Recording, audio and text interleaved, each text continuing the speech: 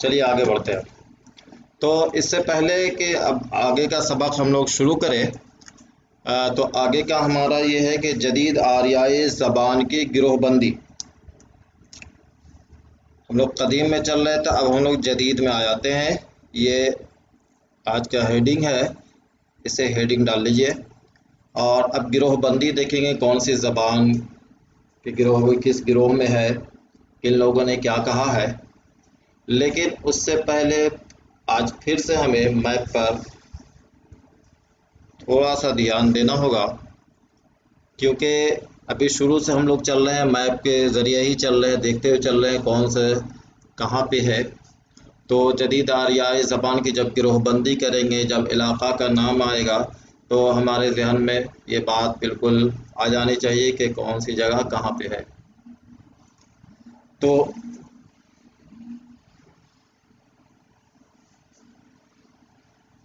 देखेंगे कि सबसे पहले हम लोग पढ़ रहे थे कि ऊपर का शुमाल का जो हिस्सा है वहाँ पे कश्मीर का इलाक़ा है। उससे पहले हमें मालूम होना चाहिए, यहाँ पे दो चीज़ें हमें याद रखनी होगी। एक तो गंगा के बारे में, गंगा जो नदी है उसके बारे में मालूम होना चाहिए, और यमुना, क्योंकि इसके बाद इलाहाबाद का इलाक़ा पड़ना है, गंगा जमनी तहज़ीब के बारे में है, तो ये हमें मालूम होना चाहिए। तो ये भी देख रहे थे कि जब शुमाल और जुनूब को हम अलग कर रहे थे, शुमाल जुनूब और मगरिब मशरिक़ को, तो ये देख रहे हैं आप, ध्यान दीजिएगा मैप पे। ये अगर इनको दो हिस्सों में हम डिवाइड कर रहे हैं, ये दो हिस्सों में डिवाइड जब करते हैं, तो ऊपर का हिस्सा जो है ये नॉर्थ का हिस्सा है, सॉरी ये आपका नॉर्थ है, ये साउथ है। तो और उसके बाद जैसे ही हिंदुस्तान के ऊपर का मुल्क देखते हैं, तो ये नेपाल है, इसको याद रखिएगा। नेपाल है, ऊपर का भूटान है, यहाँ पे एक मंगोल भी है, यहाँ पे मंगोल है, उसके बाद चाइना है, तिब्बत का इलाका है ये। तो हमें जो याद रखना है, ध्यान अभी रखना है जो मुल्क के बारे में, एक तो नेपाल तो जान रहे हैं, यहाँ पे एक छोटा सा, यहाँ पे भूटान भी है। उसके बाद ये इलाका जो है तिब्बत का इलाका है, इसको याद रखना है कि यहाँ पे तिब्बत है। हमें जो दिमाग में जिस मुल्क को रखना है ऊपर, वो तिब्बत का इलाका है यहाँ पे, ठीक है। याद करते चलेंगे, तिब्बत का इलाका यहाँ पे। तो तिब्बत में एक जगह है जिसका नाम है मानसरोवर,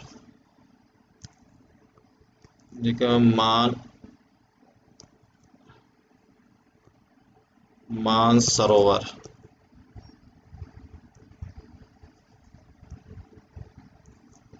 मानसरोवर एक जगह है, यहाँ से एक नदी निकलती है और उस नदी का नाम है गंगा,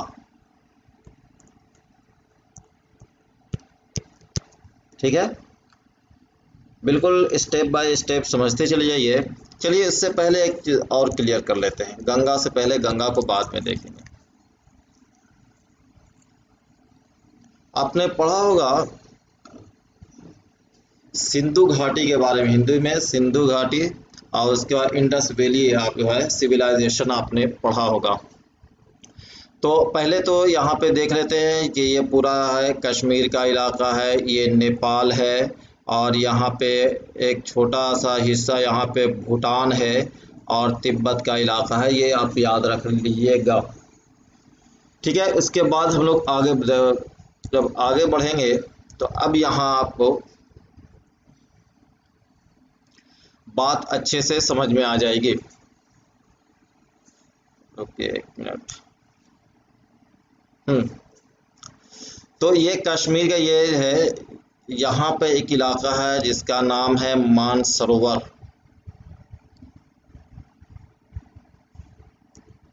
लिखने में परेशान, लिखने मैं ये बोल दे रहा हूँ यहाँ पे, ये यहाँ पे है मानसरोवर है। तो मानसरोवर से कश्मीर होते हुए एक नदी जाती है पाकिस्तान होते हुए, और यहाँ अरबियन सी में यानी अरब सागर में यहाँ आके वो नदी गिरती है, जिसको कहते हैं सिंधु रिवर, इंडस रिवर आप कहते हैं इसको, सिंधु नदी। एक तो नक्शे पर बिल्कुल अच्छे तरीके से ध्यान दीजिएगा कि ये हिंदुस्तान का जो मैप है, ये नीचे का हिस्सा ये देखिए कि ये क्या है, बे ऑफ बंगाल है, यानी बंगाल की खाड़ी है, और यहाँ पे भी पानी का ही इलाका है, वो है अरबियन सी है। तो एक तो सिंधु नदी है वो मानसरोवर से गुजरते हुए पाकिस्तान के रास्ते से अरब सागर में चली आती, हिंद इसको कहते हैं सिंधु। अब जैसे अब यहाँ आप देखते हैं कि मान लिया जाए कि ये आपका एक मानसरोवर है, यहाँ पे आपका कश्मीर का इलाका है, ये आप लेकर चलिए, तो ये बीच का हिस्सा इस तरफ से होते हुए अरब सागर में, इससे बेहतर इस मैप से समझिए कि यहाँ पे तिब्बत का इलाका है, आपका तिब्बत देख लीजिए, तिब्बत में ही मानसरोवर है, मानसरोवर, और यहाँ से एक नदी निकलती है जो ये जम्मू से होते हुए पाकिस्तान से अरब सागर में चली जाती है, और इस नदी का नाम है इंडस रिवर यानी सिंधु। हिंदी में मैं लिख रहा हूँ, थोड़ा सा बर्दाश्त कीजिएगा, सिंधु नदी है। और इस नदी के साथ साथ एक छोटी छोटी नदी भी मिली रहती है, 5 नदी मिली हुई रहती है इसमें, समझे, इसके साथ छोटी छोटी नदी है, जिसे याद रखिएगा तो ज़्यादा बेहतर होगा, और वो याद आप रखिएगा, पांचों को तरतीब के साथ आपको याद रखना होगा। यानी आपको देखना है कि ऊपर का हिस्सा में आप एक तो नदी आपकी हो गई सिंधु नदी, ये सिंधु नदी है। दूसरी आपको ये सबसे बड़ी नदी है जो आपको मानसरोवर से लेके पाकिस्तान होते हुए ये अरब सागर में अरबियन सी में चली जाती है। इसके साथ साथ जो नदी लगी रहती है, छोटी छोटी नदी है, तो फर्स्ट में ऊपर में इसके बाद जो है इसे कहते हैं झेलम, झेलम नदी। दूसरी नदी है जिसको कहते हैं चिनाब, चिनाब नदी। तीसरी नदी है उसके कहते हैं रावी, रावी।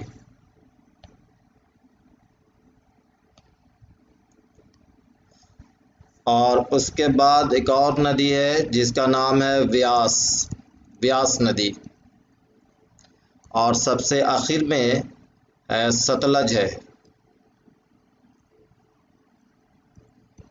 ये छोटी छोटी नदियां हैं जो आपको याद रखना ज़रूरी है, याद रखिएगा बेहतर रहेगा, और तरतीब के साथ याद रखिएगा कि सबसे बड़ी नदी है सिंधु नदी है, उसके बाद छोटी छोटी नदी है, उसके बाद झेलम नदी है, उसके बाद चिनाब है, चिनाब के बाद रावी है, व्यास है और सतलज है। ये अब ये इम्पोर्टेंट बहुत ज़्यादा है, ये अगर वो जो तैयारी करते हैं कंपटीशन वगैरह के उनके लिए है। यहीं पे एक हिंदुस्तान और पाकिस्तान में 1960, थोड़ा सा जान जाएगा, 1960 में एक मुआहदा हुआ था वाटर पानी के लिए, और उसमें कहा गया था कि ये जो 3 हिस्से हैं, यानी वो 3 कौन कौन है, ये सिंधु है, सिंधु नदी, झेलम नदी और चिनाब, ये 3 है, इसमें 80 और 20% का मुआहदा हुआ था। ये अक्सर न्यूज़ वगैरह में आते रहता है, इसलिए उर्दू के स्टूडेंट है तो ये भी जानना चाहिए। तो 1960 में जवाहरलाल नेहरू के वक्त में ये कहा गया था कि ये जो 3 नदियां हैं, सिंधु है और झेलम है, चिनाब है, इन 3 नदियों का 80% पानी जो है पाकिस्तान इस्तेमाल करेगा और 20% हिंदुस्तान इस्तेमाल करेगा, इन 3 नदियों के। बाकी के जो 3 नदी है रावी, व्यास और सतलज, इसके बारे में भी बात हुई थी, इसमें भी 80% और 20% क्या, लेकिन इसमें कहा गया था कि 80% इन तीनों का नदियों का पानी जो इस्तेमाल करेगा वो हिंदुस्तान इस्तेमाल करेगा, 20% पाकिस्तान। ठीक है, तो ये सारे नदियों का जिक्र ऊपर चल रहा था, मानसरोवर से निकलने वाली। अब है कि मानसरोवर के नीचे जो है आते हैं तो देखते हैं मैप में जब देखिएगा तो जहाँ पे तिब्बत का इलाका है मानसरोवर का, उसके जस्ट नीचे एक स्टेट है भारत का और उस स्टेट का नाम है उत्तराखंड। तो उत्तराखंड के इलाके से यहाँ से देखिए ये आपका इलाका है, ये इलाका आपका उत्तराखंड का इलाका है। हमने आपको याद करवाया था, आपको बताए थे और ये पढ़ाए भी थे कि इस तरीके से याद कीजिएगा। कश्मीर है, ठंड लगती है यानी हेम है, यानी बर्फबारी को हिमपात कहते हैं। वहाँ से जैसे ही हेम है तो हिमाचल प्रदेश, और उसके बाद नीचे उतरना है तो उत्तराखंड, फिर उतरेगा तो उत्तर प्रदेश। इस तरीके से याद करने के लिए कहा। तो अब जैसे ही उत्तराखंड आते हैं तो उत्तराखंड से एक बड़ी नदी निकलती है, यानी ये नदी निकल रही है यहाँ से, आपको मैप में दिख रहा होगा। तो ये जो नदी है ये है गंगा नदी। इसको आगे का मैप में और अच्छे से समझते हैं। हाँ, और तो ये देखिए ये गंगा नदी है, ये आपका यहाँ देख रहे हैं ये नेपाल का इलाका है, और हिमालय जो पहाड़ है ये पूरा हिमालय का है। ये सब इलाका जो है ये सब हिमालय है, ठीक है। ये नेपाल का इलाका है, उत्तराखंड का आपका इधर का इलाका होता है। और इसी उत्तराखंड से देख लीजिए यहाँ से गंगा आपको निकल रही है, गंगा नदी उत्तराखंड से निकलते हुए ये आपका बंगाल के खाड़ी तक, बंगाल तक पहुंच जाती है। अब जो है सबसे बड़ी नदी है, इसको याद करना कितनी बड़ी है गंगा आती है, इसको आराम से याद कर लीजिए। 25 यानी सीधा सीधा कितने किलोमीटर है तो 25 याद कर लीजिए। गंगा की लंबाई आपको याद हो जाएगी, 25 याद कर लीजिए, इतने किलोमीटर ये है। और ये उत्तराखंड से ये निकलती है। उसके साथ साथ उत्तराखंड से एक और नदी निकलती है जिसको ये नदी देख रहे हैं, ये वाली नदी जो है इसको कहते हैं यमुना, और ये दोनों आकर मिल जाती है यहाँ आपको इलाहाबाद में। और यहाँ से फिर बहुत सारी देखिए, यहाँ से एक नदी गोमती है, ये मिल जा रही है, एक छोटी नदी घाघरा है, गांडक है, ये सारे जो है ये गंगा में छोटी छोटी नदियाँ मिल रही है। अब ये भी कहा जाता है कि गंगा उत्तराखंड में कहाँ बहती है, गंगोत्री एक जगह है, वहाँ से गंगा निकलती है और धीरे धीरे धीरे आते हुए जैसे ही देखिए यहाँ पे पहुँचते बंगाल यानी बांग्लादेश के पास पहुँचती है ये नदी, तो इसका नाम पद्मा हो जाता है, ठीक है। और इसके साथ ये बंगाल, बे ऑफ बंगाल में ये गिर जाती है। तो एक तो बड़ी नदी ये है, ये थोड़ा सा हमें जानने के लिए ज़रूरत है इलाहाबाद का। और कौन कौन सा टच ये कर रही है, देखिए ये कानपुर का इलाका है, इलाहाबाद का इलाका है, वाराणसी है, पटना है, ये सारे इलाके को टच करते हुए गंगा नदी जा रही है। अब ये है कि ये बढ़ा क्यों रहे हैं, बढ़ा इसलिए रहे हैं कि आर्यों ने उन्हीं जगहों को इस्तेमाल किया है जहाँ पे पानी की जगह थी, यानी हरियाली, और जहाँ पे पानी है वहाँ पे आर्या अपना मस्कन बनाया। इसीलिए मैं बता रहा था कि इस तरफ हम लोग बढ़ रहे हैं, मशरिक की तरफ क्यों बढ़ रहे थे। मैंने ये कहा था कि मगरिब से मशरिक की तरफ बढ़ रहे हैं आर्या, तो क्यों, वजह ये है कि यहाँ पे दोनों चीज़ें उसको मिल रही थी, हरियाली भी यानी चारागाह, और दूसरा यहाँ पानी भी। देख रहे हैं कि गंगा इस तरफ बह रही है और यमुना का भी इस तरफ मिलन हो रहा है, छोटी छोटी नदियां भी है उस तरफ बढ़ते चली जा रही है। एक और मानसरोवर यहाँ जो देख रहे हैं तिब्बत के पास मानसरोवर जो है, मानसरोवर से एक नदी और निकलती है, और ये मानसरोवर इलाका यहाँ से होते हुए अरुणाचल प्रदेश को होते हुए, यानी अरुणाचल प्रदेश आंध्र प्रदेश होते हुए एक और नदी गुजरती है जिसको वहाँ तिब्बत में सापो कहते हैं। ये सापो देख रहे हैं, एक नदी है मानसरोवर से एक और, यानी एक तो मानसरोवर से सिंधु का निकल रही है और एक मानसरोवर से है जो तिब्बत के इलाका से, जिसको कहते हैं सापो कहते हैं। जैसे ही ये अरुणाचल प्रदेश में इंटर करती है ये नदी, दाखिल होती है, तो इसका नाम जो रखा जाता है वो ब्रह्मपुत्र रखा जाता है। तो याद होगा ब्रह्मपुत्र नदी। तो ये सारी नदियों को आप लोग थोड़ा याद रखिएगा, ठीक है। तो मेरे ख्याल से ये सारी बातें आपको समझ में आ गई होगी। अगर बात समझ में आ गई तो हम लोग आगे बढ़ते हैं। का तहसीन खान वालेकुम सलाम, और अब्बास वालेकुम सलाम वरहमतुल्लाह बरकातहू। चलिए ये बातें आप लोगों को समझ में आ गई, अगर समझ में आ गई है तो थोड़ा मुझे इशारा दें ताकि अब आगे बढ़ जाए। चले जदीद आरियाई ज़बानों को गिरोहबंदी देखते हैं, अब किस तरीके से ज़बान आगे बढ़ती है। अब तक हम लोग देखे थे दोनों चीज़ों को पढ़ चुके हैं, अहद कदीम, अहद जदीद, अहद वस्ता, ये तीन चीज़ों को हम लोग पढ़ लिए और तीनों में देख लिया कि किस तरीके से गिरोहबंदी हो रही थी, किस तरीके से ज़बानें आगे बढ़ रही थी, और कुछ इख्तलाफात भी देखे। उसके बाद एक दो नाम हम लोगों ने देखा कि हेमचंद्र का नाम हम लोग पढ़े, और उसके बाद एक मार्कंडे है माहिर लिसानियात, उसकी बात भी हम लोग गौर से सुने हैं, यानी देख पढ़ चुके हैं। अब देखते हैं गिरोहबंदी, जदीद जो ज़बानें हैं उसकी गिरोहबंदी किस तरीके से हुई है। तो ये तारीख आपको याद करनी होगी, ये 1880 के, और एक नाम है, एक नाम आता है हम लोगों के सामने, हरनले, ठीक है। तो 1880 में सबसे पहली दफ़ा हरनले ने बताया कि हिंदुस्तान में जो आर्या आए हैं दो गिरोह में दाखिल हुए। अब तक जो है बातें यूं ही चल रही थी कि कबीले, छोटे छोटे कबीले करके आए हैं, कई कबीलों का नाम भी बताया गया था, लेकिन हरनले ने कहा कि दरअसल ये है कि जो मशहूर है, जो सबसे ताकतवर जो आर्या आए वो दो गिरोह में आए, दो मुख्तलिफ गिरोह में, और ऐसा नहीं है कि एक बैग वो पहुंच गए, बल्कि बहुत वक्फे के बाद पहुंचे, लेकिन दो गिरोह में पहुंचे। अब ये कहता आगे, एक तो उसने कह दिया कि दो गिरोह में आए आर्या, दो मुख्तलिफ गिरोह में दाखिल हुए, समझे, मफरूज़ा तैयार कर रहा कि ऐसा हुआ होगा। अब उसके बुनियाद पे कहता है कि आर्या का दूसरा गिरोह जो है पहले गिरोह से काफ़ी अरसे बाद आया होगा, यानी एक मुद्दत के बाद, ठीक है।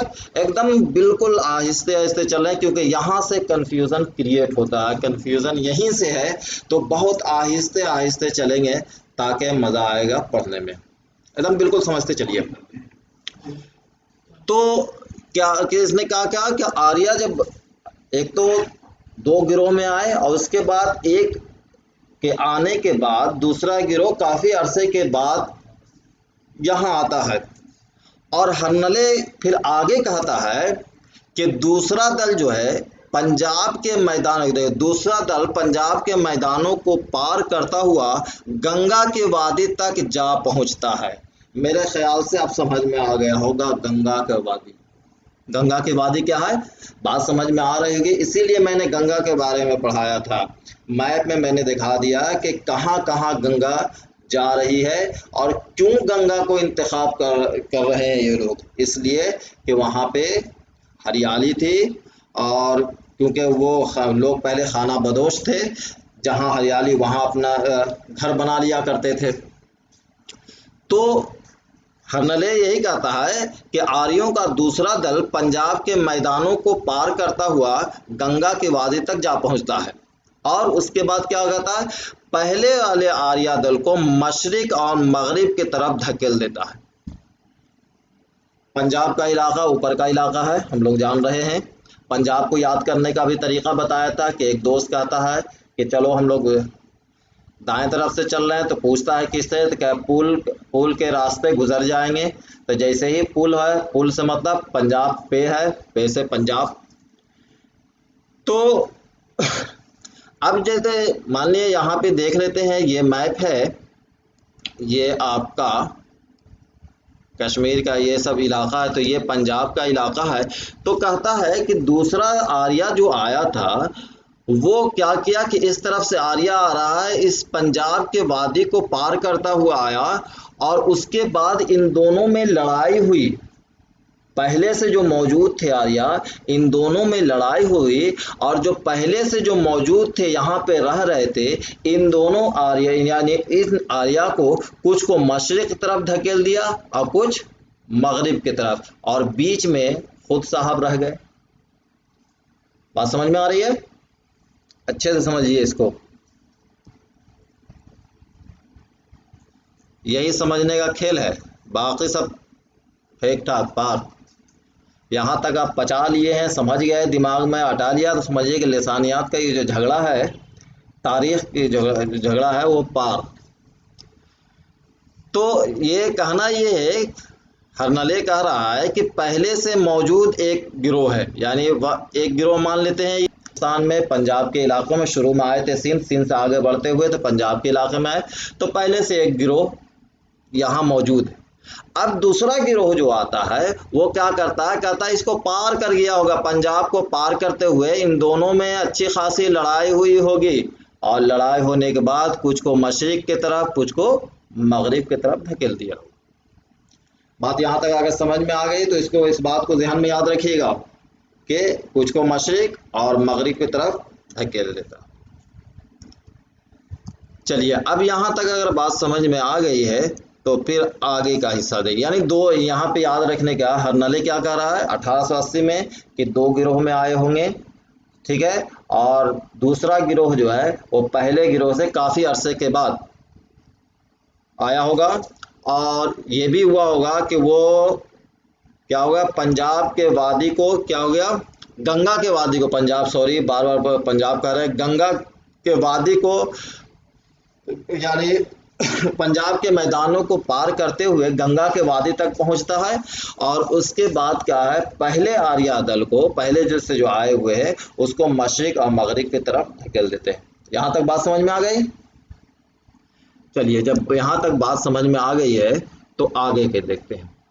अब एक और शख्स आते हैं और उनका नाम रहता है ग्रेयर्सन, ठीक है, नाम बहुत जरूरी है याद रखना। तो जो थ्योरी इसने दिया, हरनले ने जो मफरूजात उन्होंने तय किए, उन्होंने जो बताया, ग्रेयर्सन उससे इत्तेफाक नहीं करता है, इख्तलाफ करता है। इख्तलाफ करते हुए कहता है कि नौवारिद आर्या, यानी जो नए आने वाला आर्या, यानी पहले एक आ चुका है, यानी एक गिरोह तो दोनों मान रहा है कि एक गिरोह आया हुआ पहले, बात दूसरे गिरोह पे चल रही है। तो कहता है कि दूसरा गिरोह जो है, जब मान लिया जाए, देखिए कि यहाँ पे एक आर्या मौजूद है, चलिए इस तरीके से चलते हैं, ठीक है, तो आर्या पहले से मौजूद है, यहाँ पे खा पी रहा है। अब एक नया गिरोह आया यहाँ पे, किसके मुताबिक, ग्रेयर्सन के मुताबिक, तो देखा कि नहीं पहले से मौजूद है, तो रास्ता इन्होंने बंद देखा। तो इसने कहा कि जब बंद देखा, ग्रेयर्सन के आगे जब बंद देखा, तो ये दूसरे गिरोह आए होंगे, तो धीरे धीरे जो है इसके चारों तरफ, यानी नीम दायरे में, यानी आधा सुधा इस दायरे में फैल गया होगा, ये ग्रेयर्सन के मुताबिक है, ठीक है। और जब देखा कि पहले से एक आर्या है, दूसरा जब आता है, यानी पहले से एक आर्या मौजूद है, दूसरे से आता है, रास्ता बंद देखते हुए ये नीम दायरे शक्ल इख्तियार कर लेता है ये। उसके बाद इन दोनों में लड़ाई हुई होगी, ठीक है, और जब इन दोनों में लड़ाई हुई होगी तो शिकस्त जो है वो क्या है, ये शिकस्त खा गए होंगे दूसरे वाले, और शिकस्त खाने के बाद ये कहाँ गए, अपना रुख सिंध के वादे और वस्ती हिंदुस्तान, महाराष्ट्र, बिहार और उड़ीसा के तरफ करना पड़ा होगा। और इस तरह क्या हुआ कि आर्यों का नया दल जो है पुराने आर्या के इर्द गिर्द घेरा सा डाल लेता है। मतलब ये है कि जो पहले से मौजूद है आर्या, उसके चारों तरफ घेरा डाल लेता है।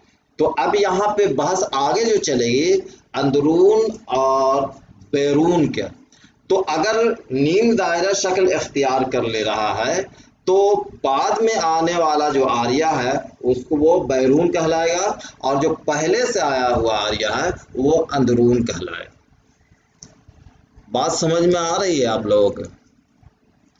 अब आते हैं इसके बारे में, देखते हैं कि हमारे ग्रेयर्सन साहब क्या कहते हैं। तो ग्रेयर्सन साहब के देख लेते हैं। मान लिया यहाँ पे आर्या साहब हैं, ठीक है, अब पहले से एक मौजूद है, अब दूसरे गिरोह की एंट्री होती है। चले भाई दूसरे गिरोह की एंट्री करते हैं। ये कहाँ बन गया?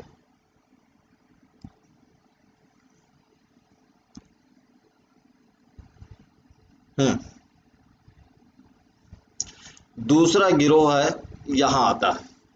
तो दूसरा गिरोह आने के बाद ये क्या करता है, देखता है कि हमारा रास्ता बंद है। ठीक है, अब रास्ता बंद है तो वो क्या कर रहा है कि इसके इर्द गिर्द घेरा डाल दे रहा है। ठीक है, इर्द गिर्द घेरा डाल रहा है। अब जब इर्द गिर्द घेरा डाल रहा है तो इन दोनों में क्या हो रहा है, इन दोनों में तसादुम है, लड़ाई हो रही है। और इसे जो है कहाँ भेजा जा रहा है, इस तरफ किसी को उड़ीसा, किसी को बंगाल की तरफ भेज दिया जा रहा है। तो इसके मुताबिक क्या है, अंदरून का कौन सा हो गया, ये पहले जो आया वो आके यहाँ जगह बना लिया, इसको इस तरफ कर दिया। तो बाहर का इलाका कौन हो गया, नीम दायरे के शक्ल में जब ये अख्तियार कर लिया है ये, तो बैरून क्या हो गया, बाद में आने वाले हो गया। तो कोई भी बहस चाहे किसी की भी हो, इसमें क्या हो रहा है कि एक अंदरून का, एक बैरून का। अब इसी के मुताबिक इन दोनों ने अपना अपना जो है ज़बानों की गिरोहबंदी की है। तो अब चलते हैं गिरोहबंदी देखें। तो ग्रेसन के मुताबिक वो तकसीम की यानी ज़बान की तकसीम इन्होंने किस तरह की है, अब इसको याद रखिएगा बढ़िया से। तो इन्होंने ज़बान को जो है 4 हिस्सों में तकसीम किया। शुरू में आप लोग देख रहे हैं यहाँ पे, तो 4 हिस्सों में तकसीम किया। तो पहले है बैरूनी ज़बान, वस्ती ज़बान, अंदरूनी ज़बान और पहाड़ी ज़बान। ठीक है, क्लियर है, यानी 4 हिस्सों में तकसीम कर दिया है इसने।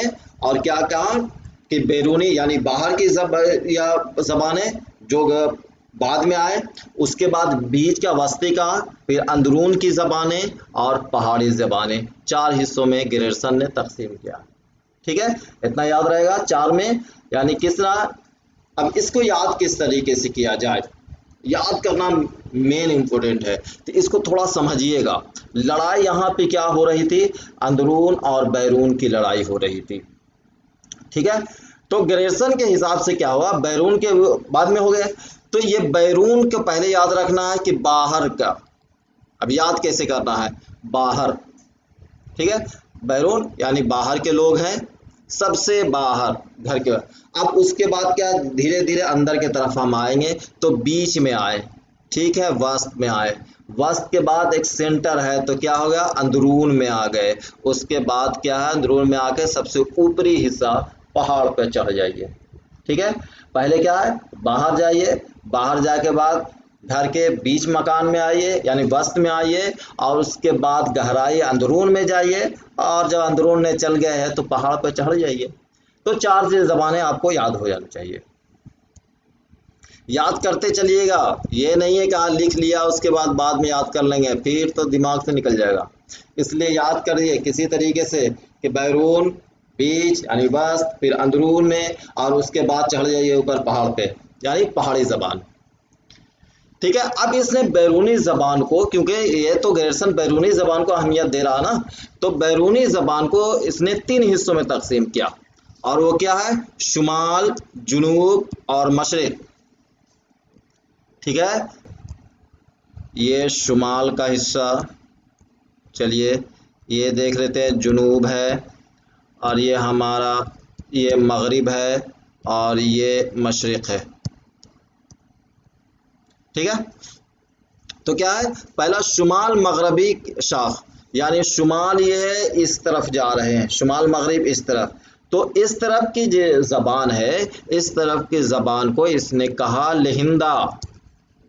ठीक है, शुमाल मगरबी यानी 3 शाखों में बांटा बैरूनी ज़बान को। उसने क्या कहा, एक है शुमाल मगरबी शाख, एक है जुनूब शाख और मशरक़ी शाख। तो शुमाल मगरबी शाख में कौन सी ज़बान आ रही है, लहिंदा, यानी मगरबी पंजाब को। मगरबी पंजाब किस तरफ, हिंदुस्तान का, ये पाकिस्तान का जो इलाका है वो।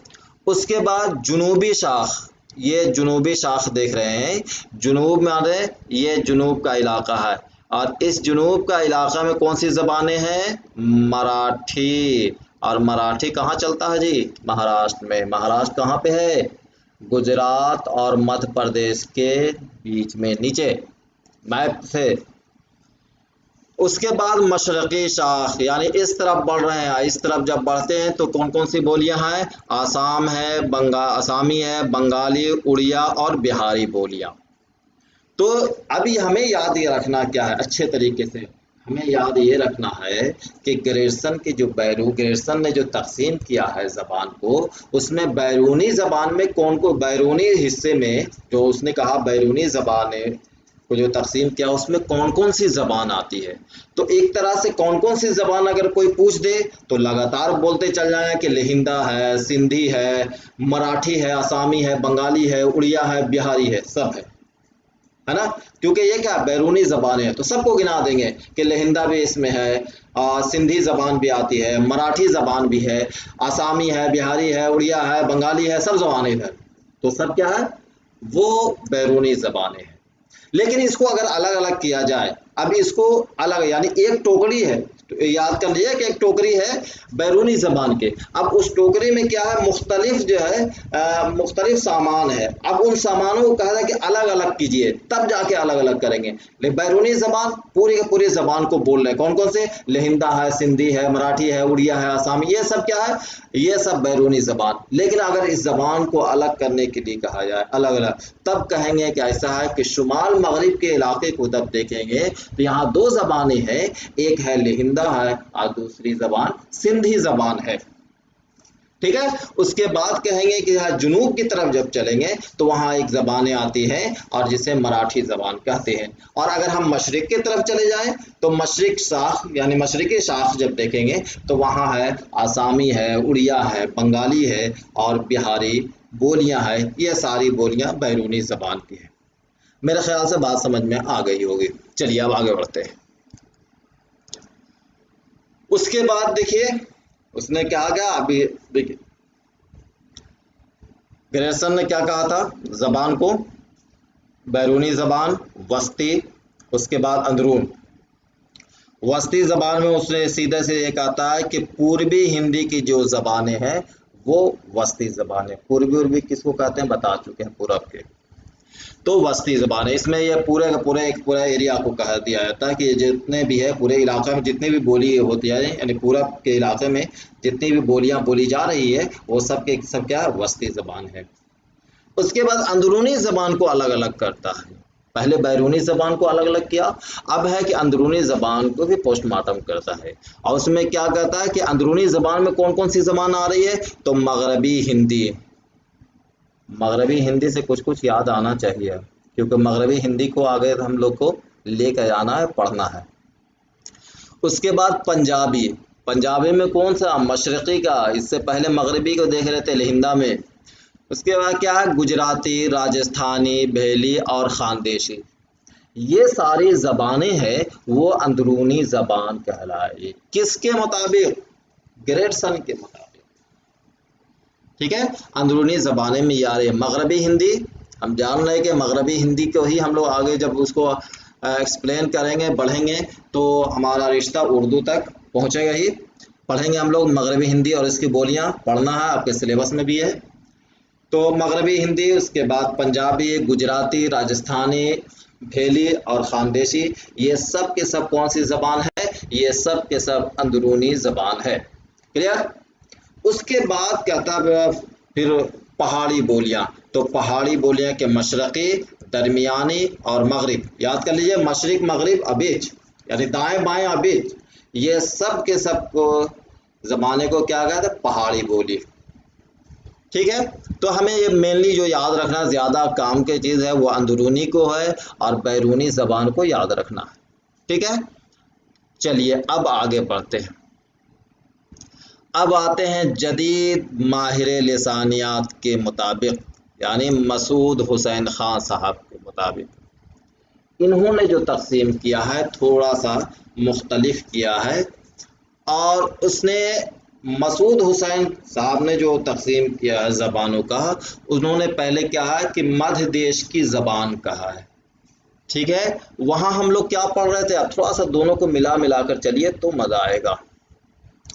तो यहाँ देख रहे हैं मध्य देश की ज़बान, जबकि ग्रेसन है वो कौन सी ज़बान कहता है, बैरूनी ज़बान। ठीक है। उसके बाद ये दरमियानी ज़बान है, वहाँ क्या था, वस्ती ज़बान।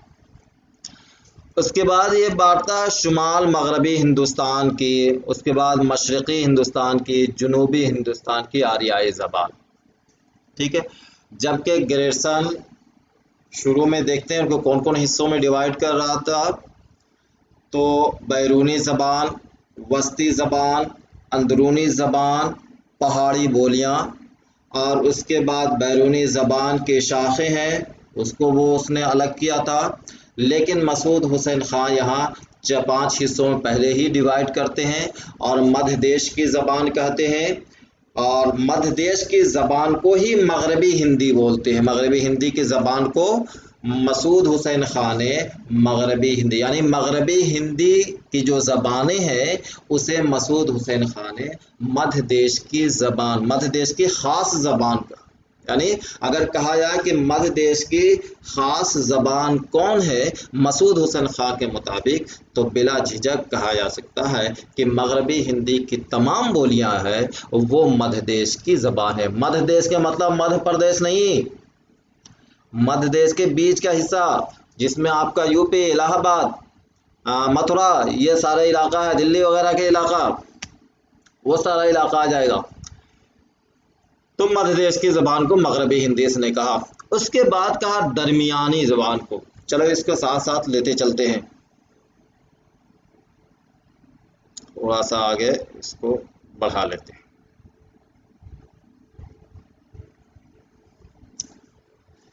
तो इसने क्या किया, मध्य देश की दरमियानी ज़बान, दरमियानी ज़बान को कितने हिस्से में बांटा, कहता वैसे 2 गिरोहबंदी की है ज़बानों के, वैसी ज़बान जो मध्य देश की ज़बान से गहरा रिश्ता रखता हो, ठीक है, और एक ऐसी ज़बान जो बैरूनी ज़बान से रिश्ता रख रहा हो। तो जो मध्य देश की ज़बान है यानी बीच की ज़बान है, उसके अगल बगल की जो ज़बान है उससे कुछ ना कुछ रिश्ता मिल रहा हो, तो वैसी ज़बानें जो है पंजाबी है, राजस्थानी है, गुजराती है, पहाड़ी बोलियां। याद कीजिए, थोड़ा सा मैप पर गौर कीजिएगा, समझ में बात आएगी कि पंजाब कहाँ पे है। बीच का हिस्सा अगर मध्य देश के देखें तो उसके बगल में आप आइएगा, दाएं तरफ आइएगा तो आपका पंजाब का इलाका है, राजस्थान भी उसी की तरफ है, गुजरात उसके नीचे है, ये सारा, उसके बाद और नीचे चला है तो वो सारा इलाका पहाड़ियों का इलाका है। वो सब का सब इलाका आपको समझ में आ जाना चाहिए कि मसूद हुसैन खान के मुताबिक जो है कि अगल बगल की जितनी ज़बानें हैं वो सब के सब किसमें, दरमियानी ज़बान में वो कह रहे हैं। उसके बाद बैरूनी ज़बान से जो रिश्ता ताल्लुक़ करता है वो है पूर्वी हिंदी का, यानी बाहर मशरिक़ की तरफ, इस तरफ जो जा रहे हैं बाहर आ रहे हैं। तो जो बैरून के है, बाहर के लोग जो है, बाहर बैरून मतलब क्या, वो जो घेरा दिया था, कोई दूसरा दल आया और चारों तरफ से घेरा डाल दिया तो वो बैरून हो गया, पहले के वाले अंदरून हो गए हैं। ये इस हिसाब से बैरून अंदरून की बातें हो रही है। तो दरमियानी ज़बान को समझ गए।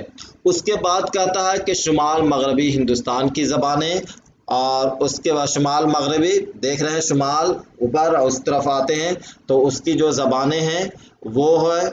उसके बाद मशरक़ी हिंदुस्तान की, जनूबी, और ये सारी चीज़ें आपको आती है। अब देखें शुमाल मगरबी हिंदुस्तान की ज़बान कौन कौन सी है, ठीक है। तो शुमाल मगरबी हिंदुस्तान की ज़बान में आपका लहिंदा है और सिंधी है, यानी पंजाब का इलाका लहिंदा, हम लोग इससे पहले भी पढ़ चुके हैं। यानी 2 ज़बानों को वो कहते हैं शुमाल मगरबी हिंदुस्तान की ज़बान को 2 हिस्सों में का, यानी 2 ज़बान है जो शुमाल मगरबी हिंदुस्तान की ज़बान है, वो एक लहिंदा है और सिंधी है। यानी थोड़ी सी तब्दीली के साथ मसूद हुसैन खान ने इधर उधर किया है। और मशरक़ी हिंदुस्तान की आरियाई ज़बान कौन है, तो मशरक़ी हिंदुस्तान देखिए बिहारी है, उड़िया है, बंगाली है और आसामी है। इन्होंने मराठी को अलग कर रखा है और इन्होंने मराठी को जनूब हिंदुस्तान की आरियाई ज़बान कहा है मसूद हुसैन खान ने। तो मेरे ख्याल से सारी बातें आपको समझ में आ गई होंगी। तो वक्त भी हो चला है, काफ़ी वक्त हो गया, 45 मिनट लगता हो गया। तो लेकिन ये थोड़ा सा पेचीदा है, इसको बार बार वीडियो को चलाइएगा, देखिएगा, समझने की कोशिश कीजिएगा। ये सब समझ गए तो आगे का मरहला बहुत आसान होगा।